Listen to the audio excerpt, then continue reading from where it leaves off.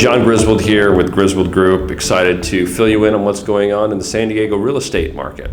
So, interest rates have continued to creep up a little bit. We're still under 7, but we're at about 6.75 right now. So that has put a little bit of a damper on buyer demand for the last 6 weeks. We've seen that come down a little bit. We've seen supply continue to increase. Supply has not peaked yet for the year. We're about halfway through the summer.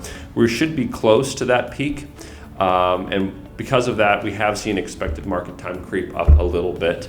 But interestingly, we really aren't seeing values come down for the county really at all.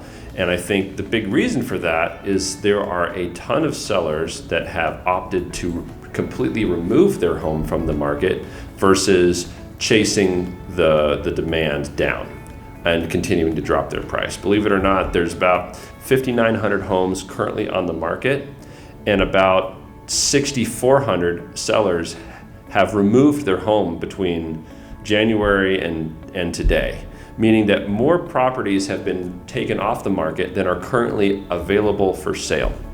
That's a pretty incredible stat, and it shows the unwillingness for most sellers to go below their threshold. And a lot of that is because most of these sellers are locked into incredibly low interest rates, and they're sitting on a ton of equity.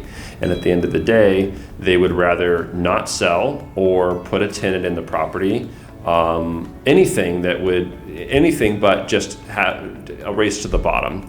And that's the biggest difference between why we're not looking at a big recorrection or a crash in the market, is that everybody is, as a macro, is financially secure enough to be able to just wait this out. And so yes, right now we've got a lot of geopolitical stuff going on. We're worried about inflation. We're worried about the economy. There's just so many variables, but it's not resulting in a lot of seller fears. At the end of the day, these clients, they know what they have. And in general, when you're seeing sellers price things at what's recently sold, they are finding success. So a lot of that 6,000 plus number are sellers that really only wanted to sell if they could be the highest sale in the neighborhood.